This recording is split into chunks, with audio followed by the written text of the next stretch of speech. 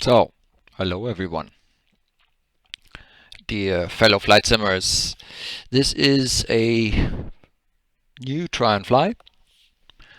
It has been some time that I have done a try and fly, and this one is in English because it is also a video on demand and something that made sense. I was asked to show the EADT x737. In this case, it's the smaller one of the two. There are actually two aircraft available. The 737-700, that's the one we are seeing here, and the 737-800. And the reason why I have the Germania livery here is because this is the default actually. So when you download this from the forum explain.org or from the EADT.net, I think, website, I'm going to put the links in as usual, then you will get two liveries. The 800 has a blue TUI livery as a default, and the 700 has the Germania. And I learned the last time in my live stream that the Germania actually still exists as an airline and that they're still flying. Even after all these changes in the German airline industry, where Air Berlin has actually gone bust and Niki is also kind of, I think they're going to have a future in some shape or form. I think that Niki Lauda actually bought at least the Austrian part. I'm not sure what about the German part of Niki. Anyway, so Germania still exists, or Germania, and and it is the standard color of the EADT 700, so there's no reason why we have this. It's just that it was what was coming up when you load this aircraft for the first time. Okay, so 737-700, and one of the first questions that you probably will start asking me is, and so we do have the ZIBO. Why look at the EADT? Yeah, because the EADT is a freeware. That's number one. Number two, it exists for both, for X-Plane 10 and for X-Plane 11, and not like the ZIBO, which you can only get if you are someone with X-Plane 11. And let's be frank, there are still a lot of people out there that have invested in X-Plane 10 that do not have the money so freely available that they can follow any kind of update steps. And therefore, this freeware is not only in X-Plane 11, you can get in X-Plane 10 version of this aircraft, of both aircraft, by the way. And there you go, you have a Boeing, a reasonable Boeing 737 available. Now, the EADT X737 project is quite an old one, I think. I think it started way back in probably X-Plane 9. I'm not sure, but I know that it was already there when I started with X-Plane 10, and I checked, it's almost 5 years ago that I started with X-Plane. And this aircraft was there, albeit not exactly in the form that we see it today, because, and for this now, we're going to jump into a virtual cockpit. The original aircraft of this project did not have a virtual cockpit. They had a 2D cockpit, which was typical X-Plane, let's say 2D cockpit in nowadays when being used to all this virtual cockpit stuff. Very limited in what it would offer, although at the time when this was out with these additional pop-up menus for the overhead and stuff like that, it was definitely ahead of what you would get as a standard aircraft in X-Plane. And even in X-Plane 10 with freeware, the usual freeware available, it was actually a little bit better than what you would get otherwise. Now, having X-Plane 11 and having standard aircraft made by Laminar Research, such as the 737, the MD-80 and the 747 with fabulous virtual cockpits, high resolution, really well done virtual cockpits, and now having someone called ZIBO who is doing the ZIBO mod of the standard 737 of XP11, creating a really fantastic, relatively deep simulation of a 737-800 out of the standard aircraft for free. I mean, once you have XP11, once you have invested in that simulation, you get what I just said for free. Okay, and that is really something completely different to even XP10. XP10 was a very limited set of very limited, let's say, standard aircraft. So even the Cessna wasn't really very good. So Airfoil Labs and others and Coronado kind of bridged the gap. Now in XP11, the Cessna is fantastic. They've just recently, now with the XP11.11, they issued Garmin 1000 replicas. They're not 100% original, but they're good enough, you know. And don't forget, you get it basically for free once you have bought the simulator.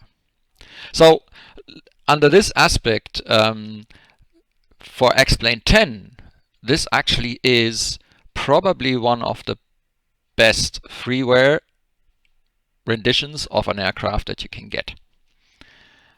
Okay, and it may not be on the level of the likes of Flight Factor, but that's not the point anyway. It is really hard work. Like, look into this virtual cockpit, and no, please don't compare it with the ZIBO, because in the case of the ZIBO or the standard 737, Laminar Research, with their resources, they have worked quite hard on getting graphically well-looking and functionally reasonably equipped aircraft out there as part of the simulator, and in order to get people to actually buy XP11, because it needed to be somewhat better than the XP10. Okay, so don't look at it from this point of view, because then you would say, yeah, I don't need that. You have to look at it from the point of this is a freeware project in XP10. This is probably the best you can get for free. Okay, one of the best, I'm pretty sure, if not even the best you can get for free. And that's the view you should have on this, instead of comparing it with the ZIBO. Because when you compare it with the ZIBO, well, it doesn't really quite cut it. Okay, because the ZIBO and the standard 737 are much better when it comes to working out the graphics and stuff. But looking at it from the other angle, this is actually fantastic work for freeware, and it's one of these examples of fantastic work that is done without holding out the hand and asking for a lot of money. And there are people out there that can barely get the prerequisites for X-Plane, like this PC. You need a certain level of PC. You need to have the software, and that costs a lot of money. And not everybody in this hobby are as lucky as me, who I can actually get myself things that I like, and I work hard for the money, yes, but I also have money over to do this. But there are other people that don't in this hobby. Yeah, they have to be very conscious of how would they invest the money they have for the hobby, and here in this case they don't lose money. You can only win with this. So that's my plaidoyer for this bird here. So please don't compare it with existing payware or ZIBO mod. Look at it from the point of view that this is a fantastic and hard freeware work that has been offered to the community and is still being updated, because these updates here aren't that old. The XP11 versions aren't that old. They have come out recently. Now, with the EADT on the pages, you can also get, and that's the difference now, a payware FMC, FJCC FMC. I have not activated this here. I only show you the freeware bird as it is. If you feel like you need to have the FJCC FMC, well, feel free to do so. To be honest, it's okay, but well, And here I actually do compare it with the Zibo mod FMC. No, so I'm not overly fussed with it, to tell you the truth. And it just recently has been updated so that it works in XP11. I had some trouble with the UFMC and the x737 FMC from the same developer. It kind of works, yes, but I don't know. Like for this bird, I actually don't need it. When I look at it from a freeware point of view, I left it out now so that we are only looking at the free birds as they come, without any kind of payware addition that you need to pay for. All right. With it comes also an X checklist CList file. So get yourself that freeware X checklist plugin if you haven't got it yet on the forum explain.org. I have been talking about it a lot of times. Also in my plugins video a couple of weeks ago I showed, and there's a links in there. So without having to repeat it all the time. Okay, so the window heat. So basically maybe we should start the batteries first, and let's connect the ground power. You can click here, by the way, okay, or you click here and you bring up a little menu, and one of them is the ground power. That's the two ways of doing this, and then you have to switch the ground power on the bus, and that prevents the battery from being depleted. Now, when you look up here and you know a little bit about 737s of all ages, you will realize that there is nothing here. There's also no IRS or any kind of thing that you normally would find up here, and that's the simplification that you get with this freeware. Okay, so they haven't simulated everything, and they haven't simulated things that the IRS selector nav map. This checklist actually comes from a different aircraft, because there are no IRS selectors here, right? They don't need it, by the way, because we are running here with the standard stuff. We are running with the standard FMC of XP11 in this case. Now in XP10 you get the really old, in my view, crappy FMC. I hated it. It was awful. I just never, could never get myself to use this. So I always used other tools such as XFMC, which is a freeware FMC, or simple FMC can be used as well in XP10. And in XP10, that is where the FJCC payware made actually more sense than it does here in XP11. Because in XP11 you do have a reasonable implementation of an FMC. Very basic as well, but reasonably usable, and it offers you sits and stars. That's something you didn't have in XP10, and the FJCC x737 FMC is one of the possibilities in XP10 to get a sort of more functional FMC into that aircraft. But what this thing has is it has a modified navigation display which also works with default options. That means you do not need to have the payware in order to get readable symbology here, because in XP10 it was just micro fish. I couldn't even read it with magnifying glasses. You know, it was totally useless. This display they have improved here, and you get it whether or not you have the payware FMC. So the improved thing, you can see, you can read the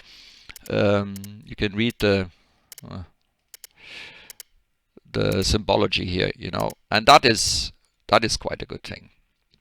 Now there is a terrain switch here, but I don't think that terrain is working. And usually what I have is also the terrain plugin. I did not put it in because it does not work in the display. You can use the terrain plugin that you also can use the Zibo in XP11. I'm not sure if it's available for 10. I think it is, but I'm not sure. I wouldn't bet on it now. But it does not show the terrain inside this navigation display. So for some reason that doesn't work. You can always call it up as a separate window, but I don't like that, so I didn't activate it for this video. Okay. Now, let's go to the next checklist here. Yeah, the fuel. If you want to fill your tanks, do not try to do this in the normal file edit weight and balance thing. You actually need to call up the fuel request, and as you can see, our tanks are quite empty. And here you can basically define what kind of fuel you want. Since we are not really flying very far, I'm going to put in 5 tons. That's more than enough. I'm not even sure if these things here would make any difference, but you can type in some things, dates if you want, and then you have 2 options. You can manually refuel, and then I think you I can't remember actually how manual refuel went. I hardly ever use it. Real-time auto or quick refuel. Quick refuel would immediately put in 5 tons into our tanks. Real-time auto, I'm doing this now, puts you in the external view, and what you can see here now is the fueling panel, which shows you now how we slowly fill the tanks. The outer tanks first, and then comes the center tank. All right. And this is actually an aircraft that has doors where passengers in theory could walk in and out. Unlike some other 737s that we have in X-Plane, where people have to go through the cockpit window in order to enter the aircraft. There are also the cargo doors, and if you have ground handling by jar design, payware, also you could actually, there are actually profiles that would bring the loaders and the stairs and so on to the doors. So that is available. But that's a payware and you might not have it. Okay, so this is going to continue now a little bit. What we can see here is that fueling is slowly but surely filling our 2 tanks here. So we have now a total of 2.9, and when this reaches 5 tons, it should automatically stop. So that's how you get your plane refueled or fueled. Then let's go to the next checklist. The doors. In order to close the doors, you go here. You see toggle left forward, and you have to do it singly for every door. Right forward door, forward cargo door, and aft cargo door. And here you can see them now just closing.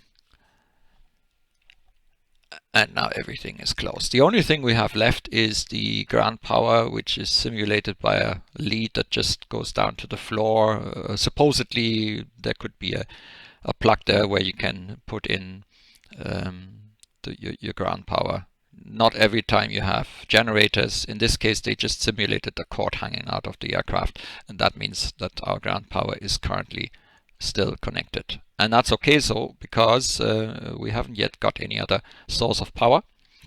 So let's quickly go through the upper panel. So we're putting on the jaw damper. This is all okay, and yeah, let's wait a little bit with the. Let's put in maybe 1 fuel pump for the APU, which we're going to turn on in a moment. We're also going to put on the beacon, which is the anti-collision light here. And okay, so let's turn on the smoking stuff. We're going to turn on the window heat. I think they've done the tests. Yeah.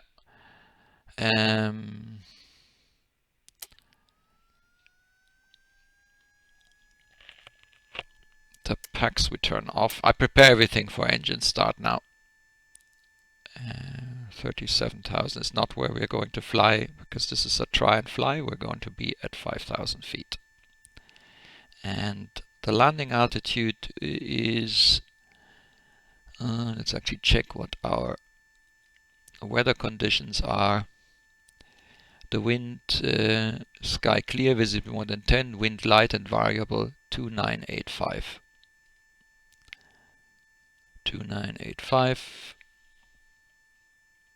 Okay, so is about 120, so we can put this on, let's say 150, because we're going to return to this airport. Right. Doors, fuel, passenger signs. Now we need to continue here on the FMC setup. Now this is a very, very limited implementation, and there's not going to be a lot of what you usually have in payware FMCs, or in the Zibo for that matter.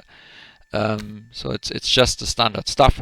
I have a relatively current database here. Okay, I updated recently from Navigraph.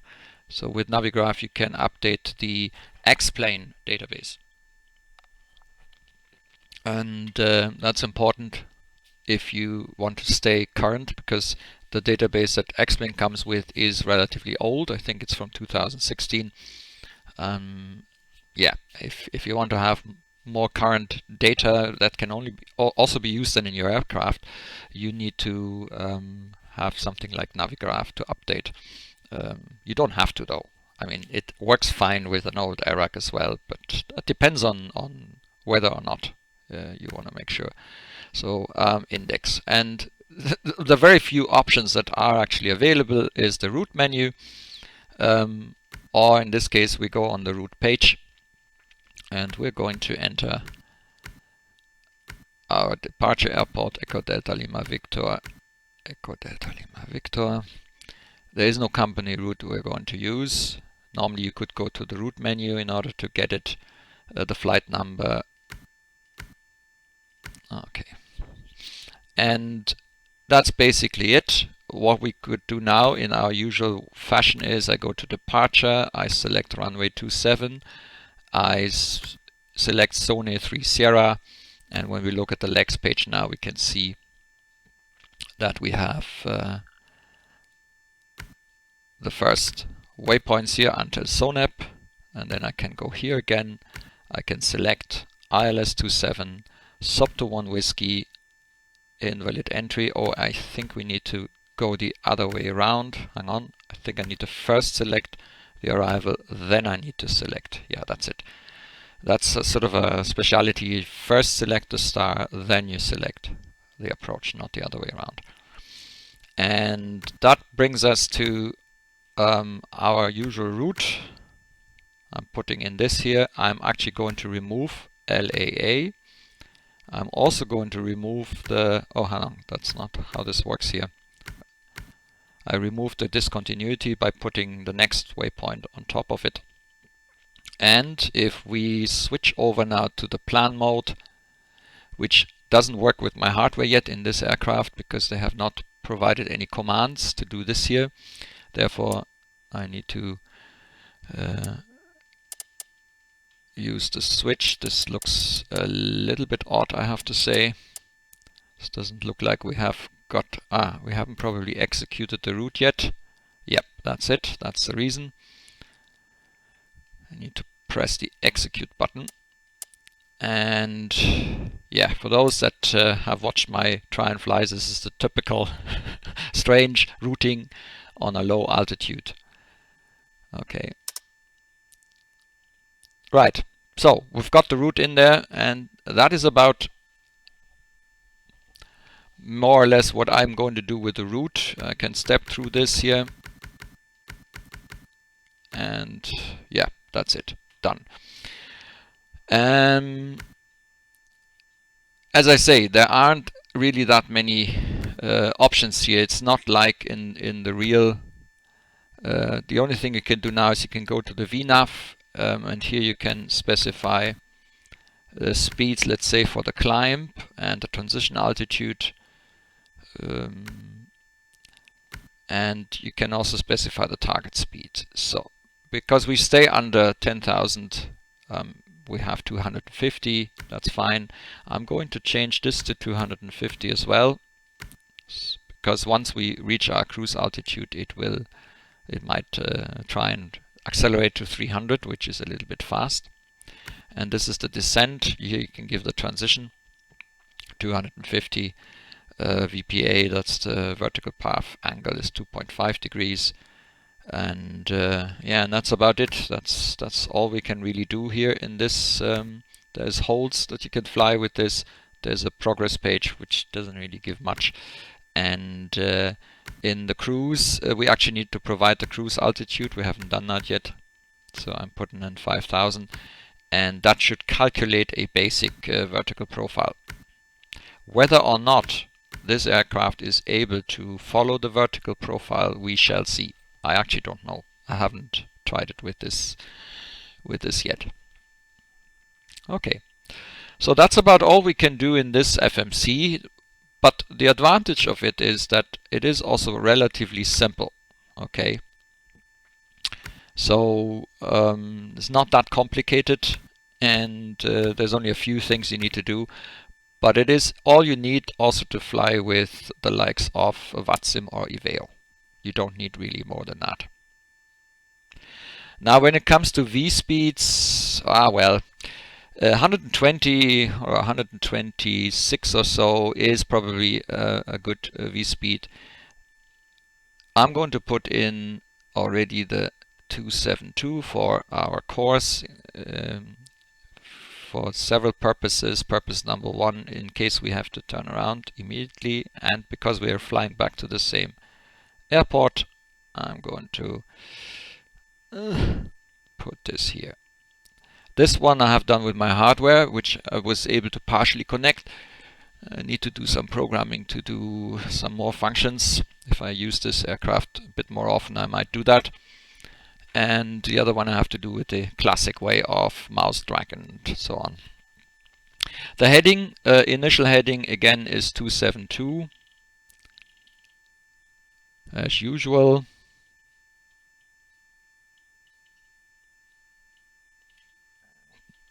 And the altitude is 5,000.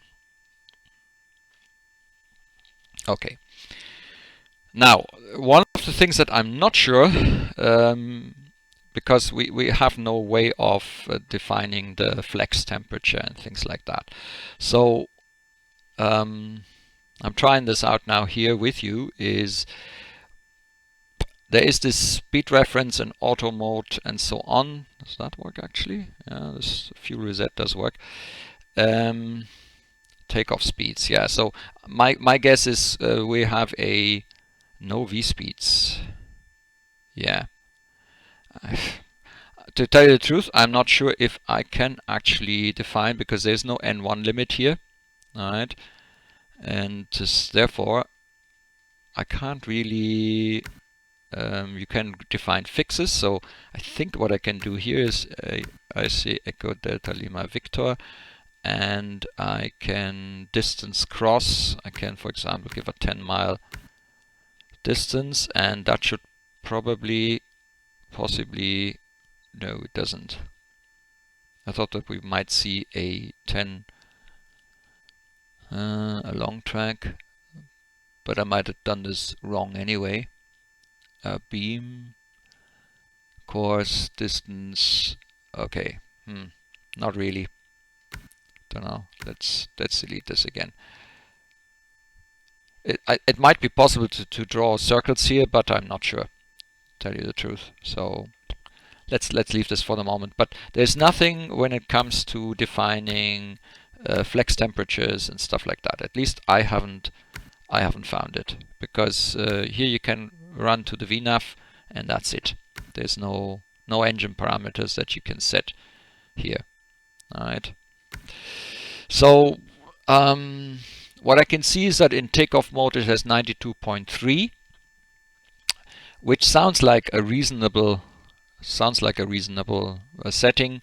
I'm going to try that, and I will use the auto throttle and then probably use the N1 mode here in order for the takeoff to bring the throttle levers forward automatically. There's also this button here which I think does the same thing. If not, then I'm going to manually adjust to roughly have our N1 here around N92.3, because 92.3 should be fine for this aircraft. I need to find out if there are better ways of getting this done without having the Payware FMC. The Payware FMC would actually calculate also the trim. So this is another of these things that... And there is also something a little bit weird with this. So when I go on the system page, it doesn't show me the value. So I can... Oh, it is very, very, very, very slow. Yeah, it takes a long time to bring it down. Interesting. Okay, just be aware of it. So rudder and aileron trim, there actually isn't anything when it comes to that. Possibly you can use the standard XP11 trim commands on some keys or on some buttons, but you can't do anything here. Then the stabilizer trim, we've put it now to about a bit over 5 units. Taxi and takeoff briefing is completed, and the beacon I've turned already on. Okay, so which makes us now in theory ready for getting the airplane started and pushed back. So I'm starting the other fuel pumps, and we are also going to start the APU now. And look at this, see what happens. You need to, after you press, you need to press your mouse key again in order to let loose of the switch, because it kind of sticks to the switch and it turns off the APU if you move your mouse. I have this every time I start the APU here. You get used to it though. And the APU starts like lightning fast. It's a little bit fast for reality, but there's also some sound, which I also find good. Ah yeah, and here's still the refueling panel. Oh no, what have I turned on now? Okay. Or that's gone. Who knows? Okay, let's go through here. So the circulating fans we can actually turn on. The packs are off, and now we need to apply air from the APU, which seems to work, and I think we are in auto mode. Yeah, so auto mode for getting the engine started. We choose the right starters for today, and that should be enough. Now let's have a quick look. Here the levers are down, parking brake is set, and we are going to have a little pushback now. So let's go to better pushback. Let's plan our pushback. It's actually already in the right place, so I'm going to escape this because it remembered it from last time, and I'm going to call up our pushback. Please show me where you want to go. Okay, so Ground to cockpit. Please show me where you want to go. Ground to cockpit. Toes driving up. No.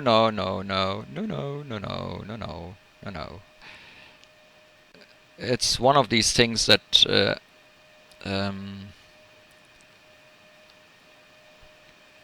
because it is already there. Let's see, what does delete segment do? Yeah, I was afraid of that. So I'm going to set it again because there's no point. So, and now enter. Ground to cockpit. Plan acknowledged. Call me through the menu when you're ready. And now I think we can call him. Ground to cockpit. Toes driving up. There we go. The toe is driving up. Let's see where it's coming from. There it is.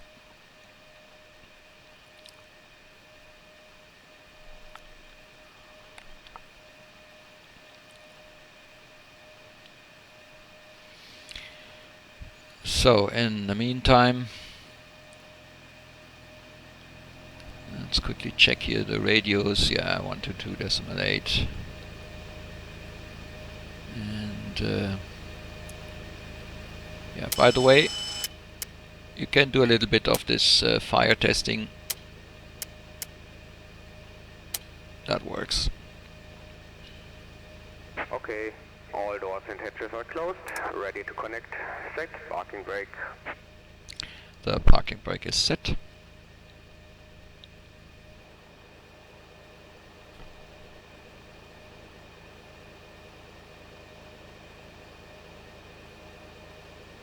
Now there seems to be a little problem here with this particular aircraft. I think it's going a little bit too far in, the way it looks. You can see that. And that is probably because it misinterprets the position of the wheel. So when it pulls data from the aircraft, it seems to look or get a value which is not quite right. Because normally it should be a little bit further back, but it still does work, so I don't mind. Release the parking brake, and off we go. Starting pushback, and you may start the engines. And I may start the engine. I just realized that the... Okay.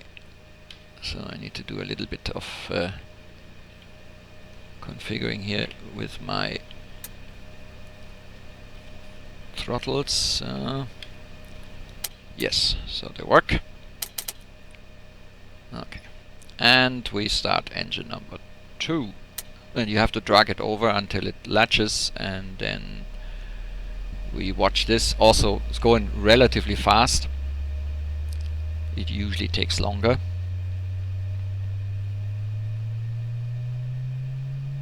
Oh yeah, and by the way, I have got a little sound mod kit. On the forum explain.org there is the, forgot what it's called, 2.5 something, and the guy who has done this, he has actually sent me some comments about my live stream where I used this aircraft. So the sound mod is on, and it actually changes a little bit, or improves actually on the sound.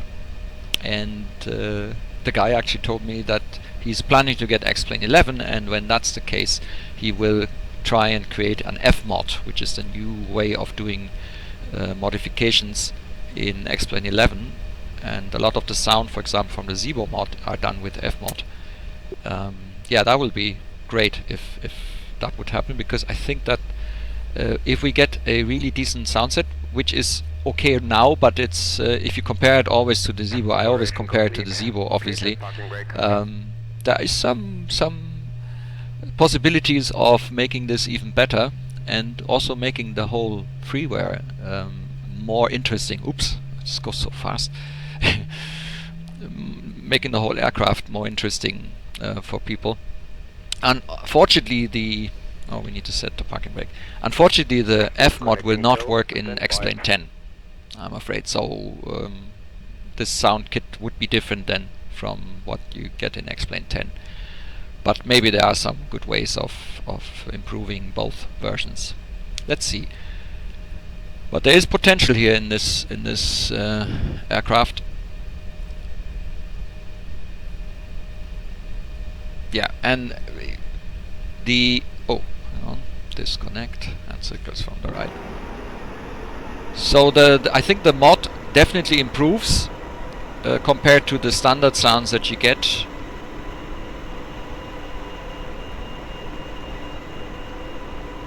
To me, it sounds good. Let's turn on the flight directors. Tow is disconnected and bypass pin has been removed. Hand signal on the right. I'll see you next time, and have a safe flight. Hand signal on the right. He knows that he needs to go to the right. It's always amazing how they know. Let's see where he is. He's actually on the left, I think. No, he's on the right. There it is. It's giving me the hand signal now. Amazing. Yes, thank you. Okay, let's go through the before taxi checklist. So the first thing we need to do is we need to get the generators online.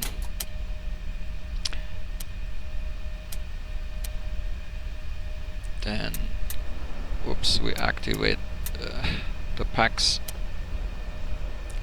We turn off that, and we can actually turn off the APU. So generators are on bus. Propeats are on. Anti-ice we don't require today. Pressurization, set cruise altitude, we've done that.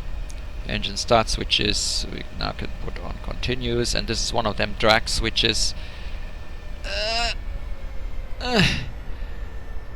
Yeah, you know, I love that. There is room for improvement, definitely, when it comes to switches. The old way, the old X-Plane way is not perfect. Okay. Auto brakes we need to set to RTO. Flaps we're going to set to flaps 5. Engine start levers idle detent, they're up here. Flight controls are checked. And yeah, before takeoff is already done. Okay, so taxi lights on, and off we go. And as you can see, with idle thrust, we're already very slowly starting to move.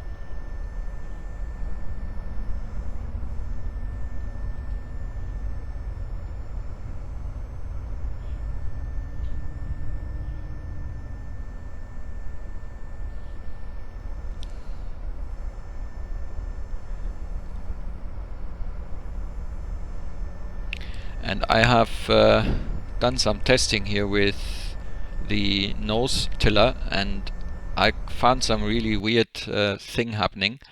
So at the moment I have this, the twist here of this as the nose wheel. Apart from the fact that I have a bit of a jitter, okay, I have nulled the axis, but what I do get is a shift to the right, I think.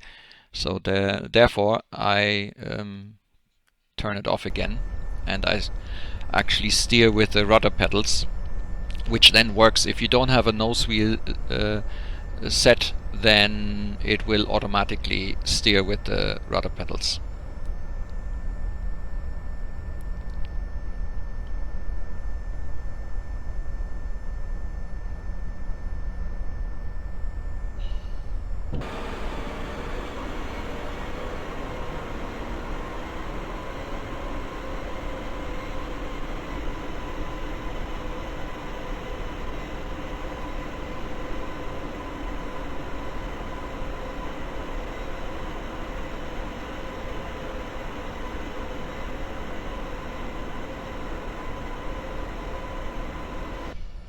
And for those who wonder what airport we are in, again, we are in the Aerosoft Echo Delta Lima Victor Weze Airport, or Niederrhein Airport. It's a payware, a very old payware for X-Plane 10, which seems to work reasonably okay here in X-Plane 11. I had no problems with it. So now let's become a little bit faster. And is this aircraft equipped for flying in VATSIM and EVEO? We are going to find out now. Now, let's quickly check. Is the flaps? Yeah, flaps is at 5. That's fine.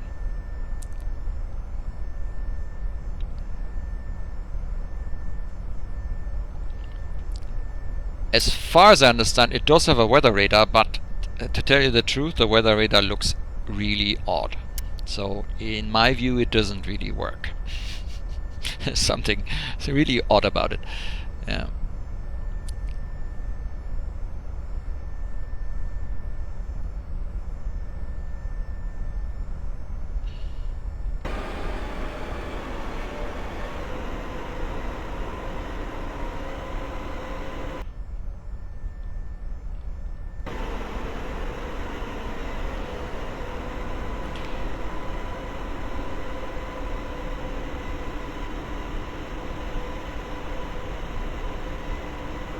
I'm trying to figure out if there's wing flex. We're probably going to have a look then in flight, because I also learned that a lot of people are actually looking at things like wing flex. To tell you the truth, I couldn't care less, but there are a lot of people that find this as an important part. So they judge freeware by many factors, and one of them is, does it have wing flex? And how does the wing flex look? It's interesting, but yeah, so everybody has their own criteria, where I actually concentrate on the virtual cockpit, because for me, my virtual workplace basically is the most important thing. If it is basically not working out or looking really awful, or is incomplete in its implementation, then I have a problem with that airplane. Other people look more on the outside. For them, in XP11 to have PBR, all these new ways of doing the outside of aircraft is important. Does it have wing flex? And now we're going to get some pinging again. Okay. Right. As usual, telephone videos.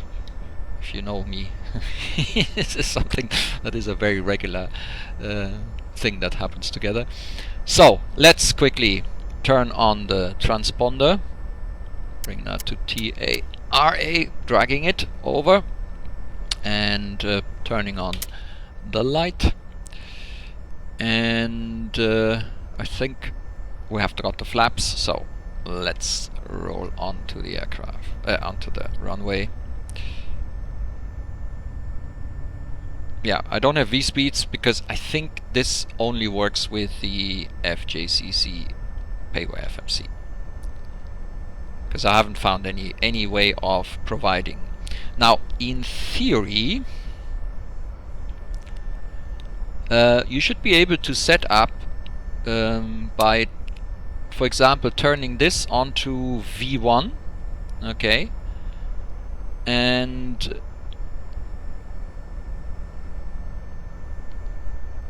you can actually set V speeds here, I think. Let's first maybe park the aircraft before I look at this.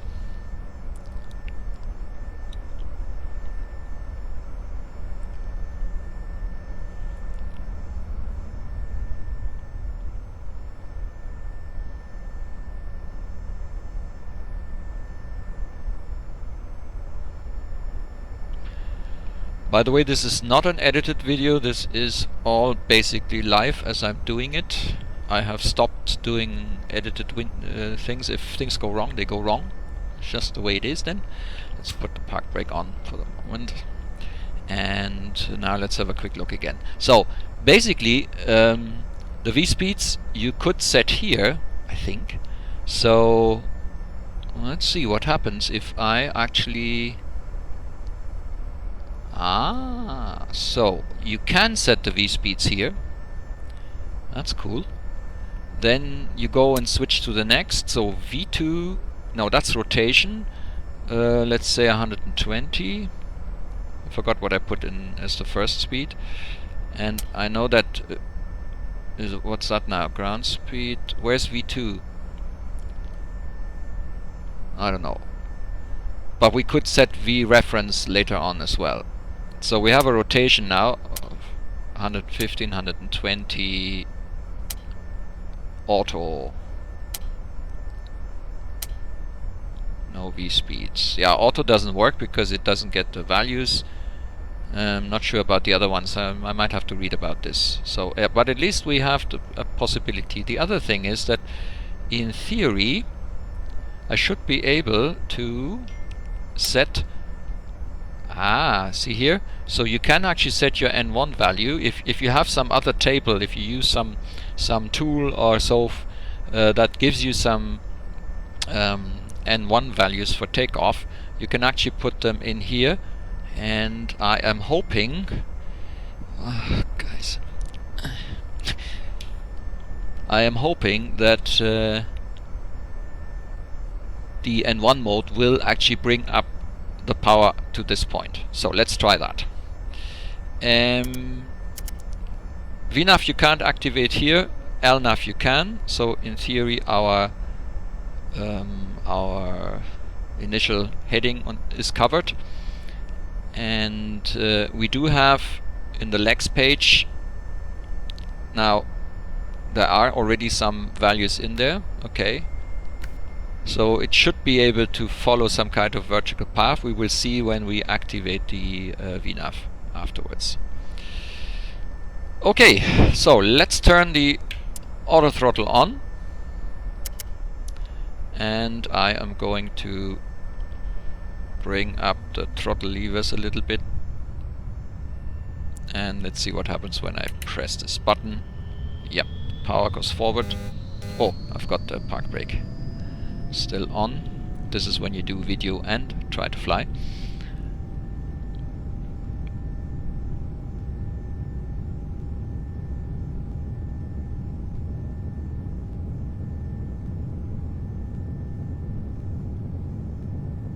E1, rotate. Yeah, that's a rough thing. Positive rate, gear coming up.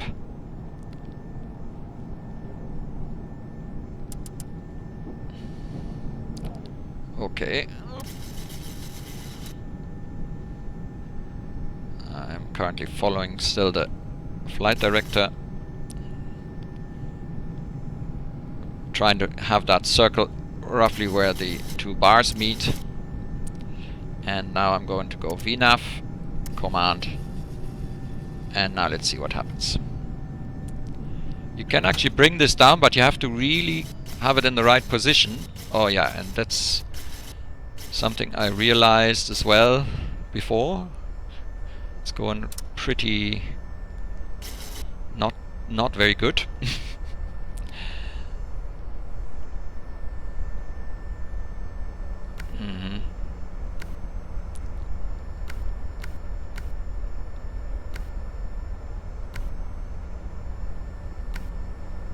Yeah, so I'm not very happy about this here, because it basically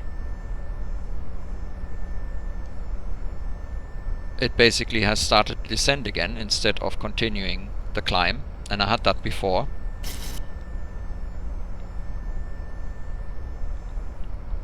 Okay, so you need to be aware of that. I had hoped actually that this would not happen this time, but I'm afraid it did. Okay, so I'm going to... Oops. Oh.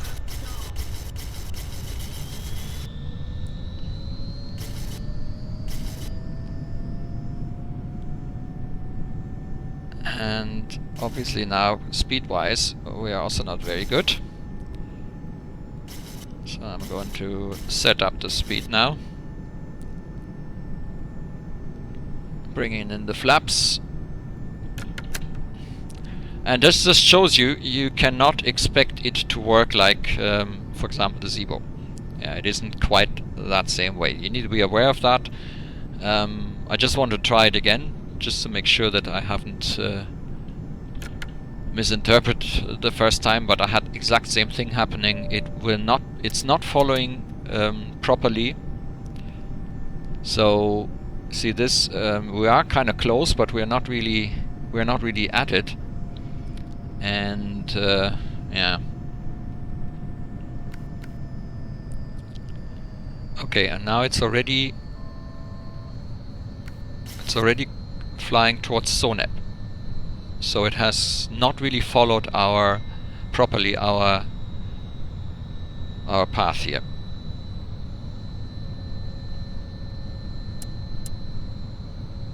So, because basically we shouldn't fly to Sonep.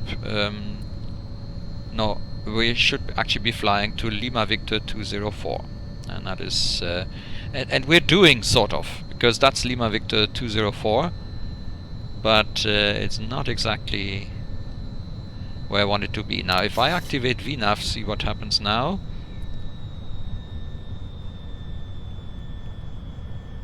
Okay, speed it leaves at 220.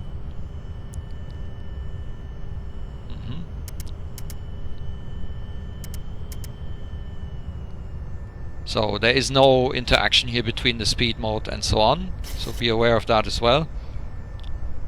Therefore I'm going to turn VNAV off and I'm going to keep it on speed mode here for the moment. Right. So we've reached no, we haven't actually.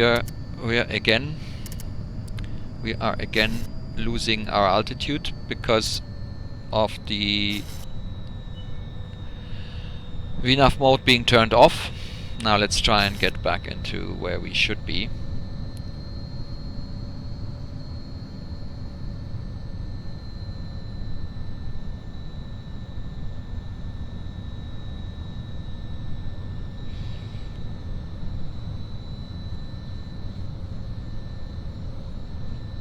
Okay. Now I had this already on another test flight. Very similar behavior. Therefore, the usual, very simple, we turn on VNAV, LNAV, and autopilot, and away it goes. That usually does not work, as we can see. So I haven't actually got it to work properly, and I also don't trust the vertical path then on the way down. So I might take it to a certain point, but then I turn it off, and I usually then do it manually. Now, while we are on this level, let's quickly set up our navigation aids, which we haven't done actually yet. 110.7 for the ILS, and nav2 we put on 115.5 for the DME.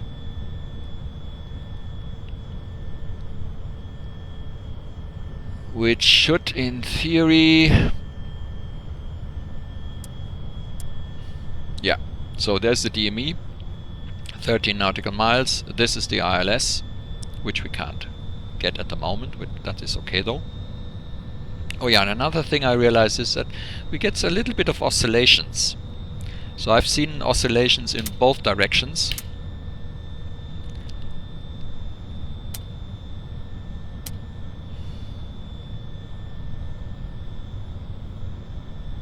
But mainly on the vertical.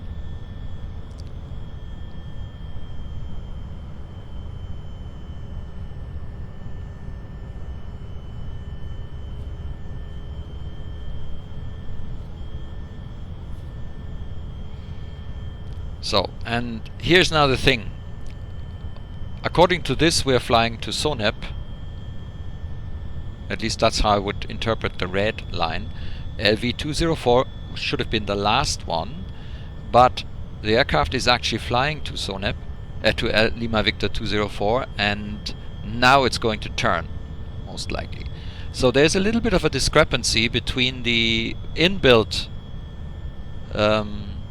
FMC and what the aircraft is actually showing and doing.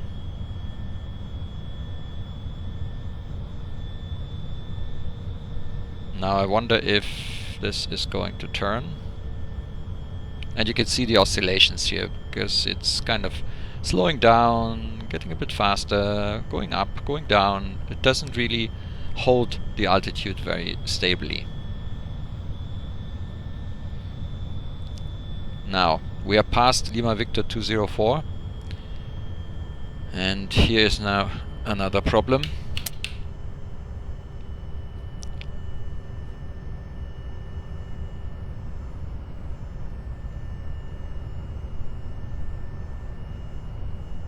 We are actually not going to SONEP, so I was afraid of that. Yeah. Is it turning now? Oh. No, it's not. So, also something that I realized that didn't really work properly. Sometimes when I switch again, then it starts doing something, but in this case it hasn't really helped.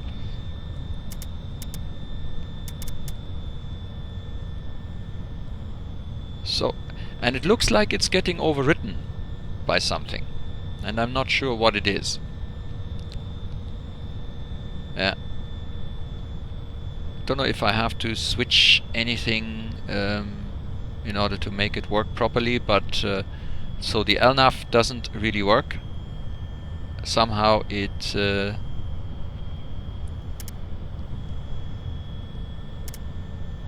you can see how it wants to go, and then tuck.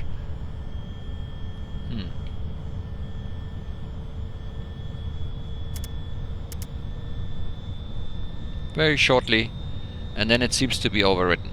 Now again, I do not have the payware active here, so this is just standard navigation, and somehow this is a little bit kaput. So let's try and reach SONAP here somehow. Now that's a bit of a pity, and I had hoped that this was a one-off when I had it on my first test flight.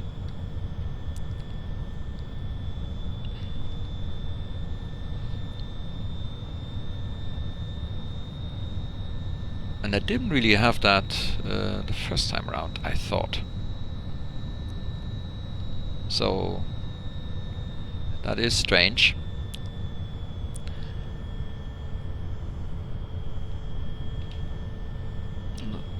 I mean, the autopilot is active.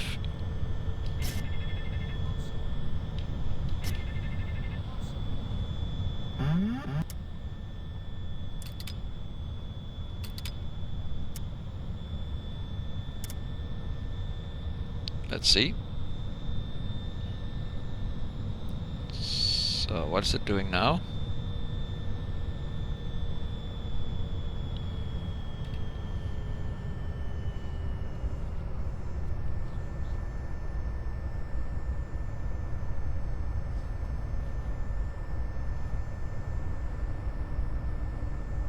Okay, let's see if it is able to pick it up somehow.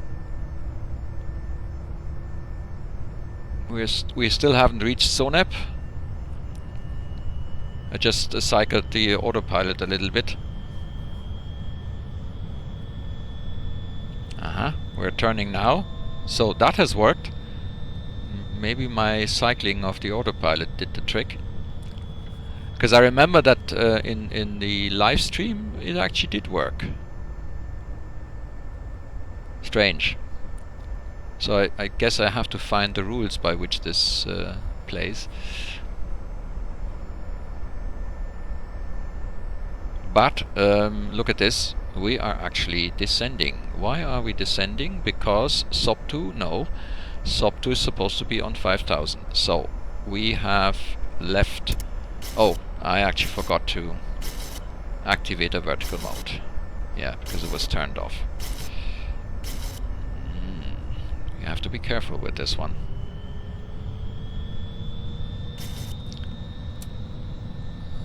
Why do we have... what alarm do we have? Off-schedule descent. Yes, that's to be expected.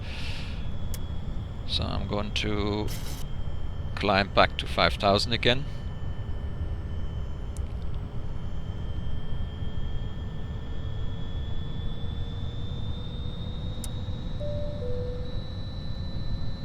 What is it now? A call? That's probably telling us that we are ready in the cabin or something.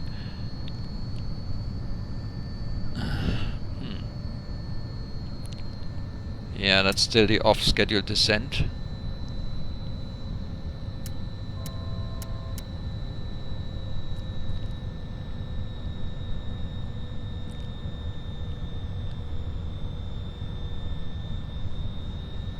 So at the yeah, off-schedule descent, I know. Get over it.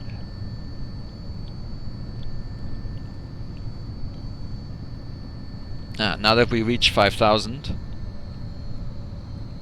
or in the vicinity of 5000, it seems to turn off. Good. At least we don't have to deal with it the whole time. So I think now that we are trying to intercept this line, or at least I hope so.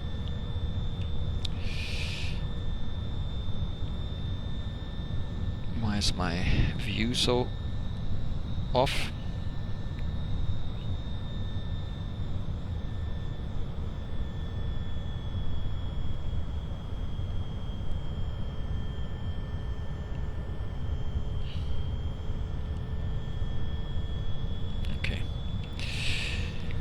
Yeah, looks like, at least in theory, we are now trying to intercept this line here.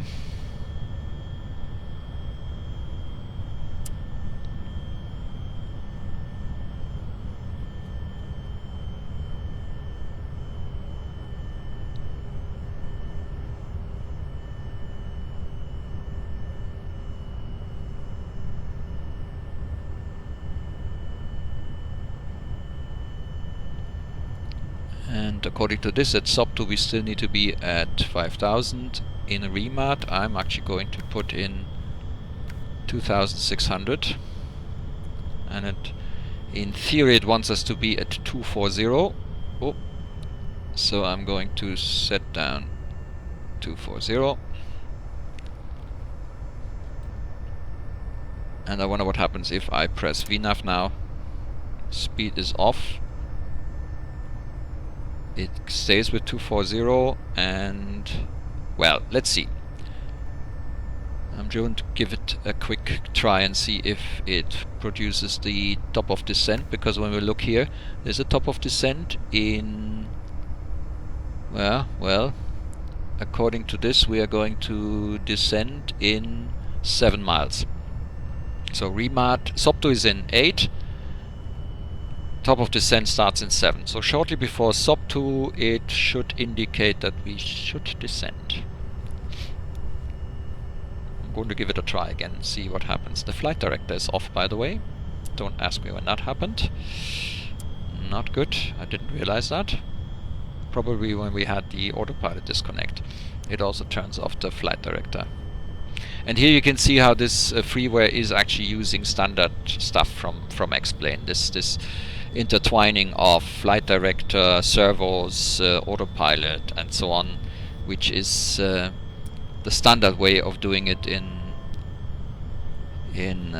X-Plane, in the older X-Plane.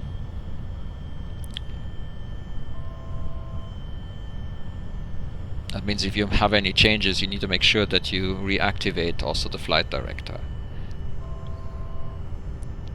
And you can see how we're going up and down and up and down and up and down. So there's a little bit of oscillation here. And also the engines are going up and low, up and low.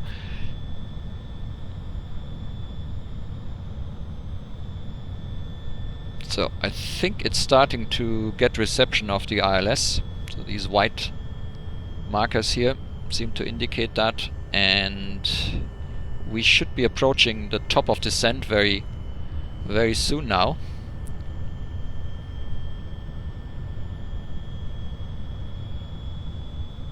Now let's see if it's giving us any indication. I wonder if this is this the ILS, or is that the vertical path? Because I don't think it has a vertical path display. Okay, so what I'm going to do now is I'm going to put in 2600, and it actually starts descending.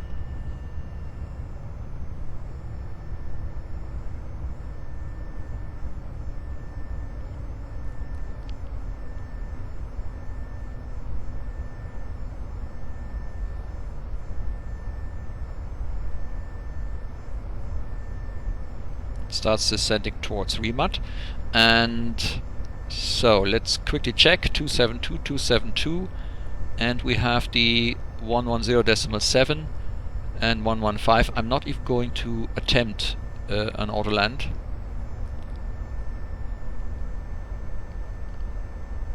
I'm going to try and get this bird. That's why I have hardware. So we can put them in on both.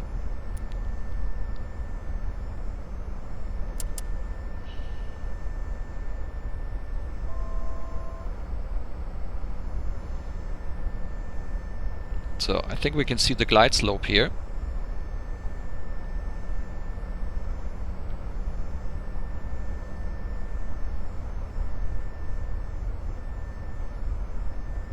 Apparently the LNAV works now, and the VNAV seems to do something as well. So this is the glide slope, this is not the vertical path. And I'm going to arm the approach mode, so VRR lock, glide slope is armed. Let's see what it does.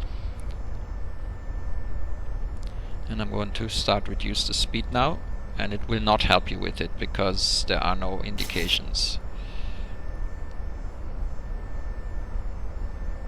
I mean, we could actually put in the VREF. I'm going to be at about 126 or so. I use the same as for the V2. So the localizer is captured. Glide slope is not there yet, so it's slightly above. And I'm going now to reduce the speed further so that we get closer to the clean speed, and then we'll put out the first stage of flaps.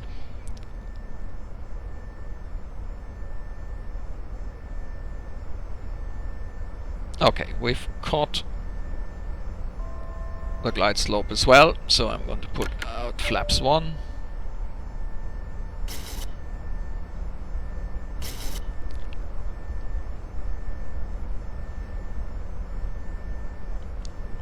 Flaps 5.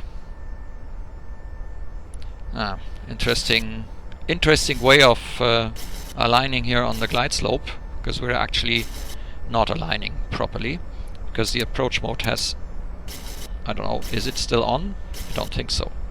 Gear out. I think I need to take this manually here. Okay. Flaps 10. And let's turn that off as well. Okay. Okay. Now that wasn't too good. And I had really hoped that my first experience was just a sort of an accidental thing. But this might actually become a go-around.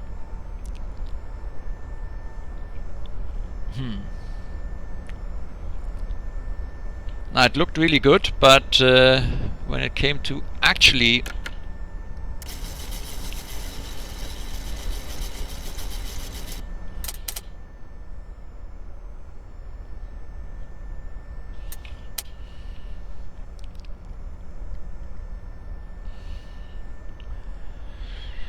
so the only thing we have to now take care is that we are not getting too slow.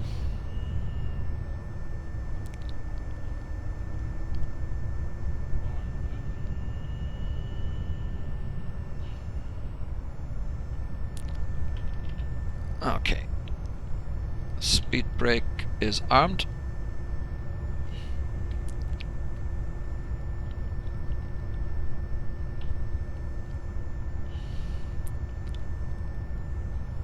Well, you could actually switch these to continuous, but I'm not going to bother now.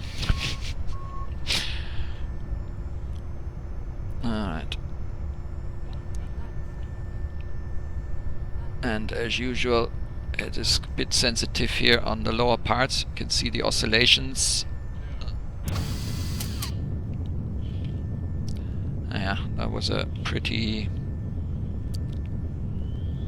tough landing. I also didn't set the auto brake, so I'm going to brake manually here. 60 knots. Take the captain just a few moments to taxi to the gate, so we ask that you remain seated with your seatbelt securely fastened. Yeah, I think I got a little bit slow at the end because I had a feeling that we just about stalled, more or less at the moment that shortly before we were on the runway. I think we stalled because I couldn't lift the nose anymore. Let's have a quick look at the replay mode here.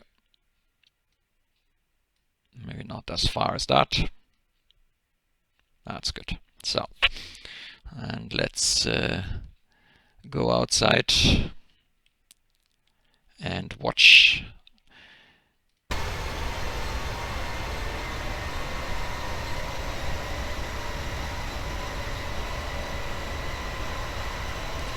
So everything looked okay. We were a little bit, and there I think I undergone the speed. Although it actually didn't look too bad.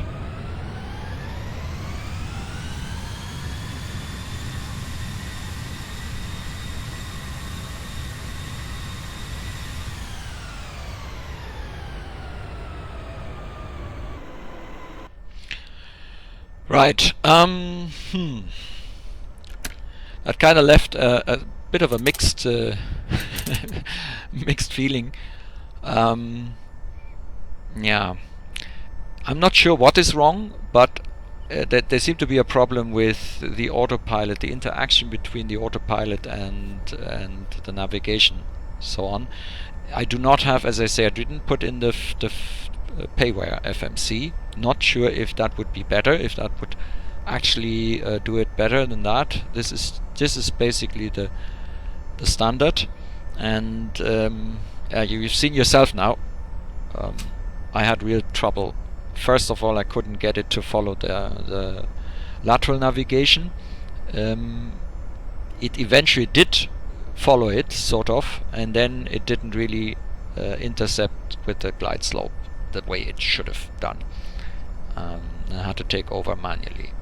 I mean, it started off, it looked as if it is okay, and then suddenly the thing went off and did something else. So there seemed to be a problem with the lateral navigation modes, it looks. And yeah, now I need to probably investigate and research if this kind of behavior is seen by others as well, or if this is something that I have here for whatever reason. I wonder why it should be unique to me, and because it's a pity if this doesn't work properly, and I'm kind of surprised that it should be like this. So maybe there is something that I need to do in order to make this work that I haven't done yet, and I haven't yet found out. But out of the box, installing it, that's what I did basically. I installed it, and yeah, somehow there seemed to be a little problem. Maybe it is also related to the fact that I have installed the FJCC. Potentially that makes a change somewhere in the aircraft files. That could be a possible reason. And now that I've turned it off, it might not be able to follow things properly. It's just a possible explanation, I don't know. Yeah. This always, as I say, this is live, and I'm just showing you how things happen to me, and I don't think I've done something completely wrong, because I just activated modes that I expected to work.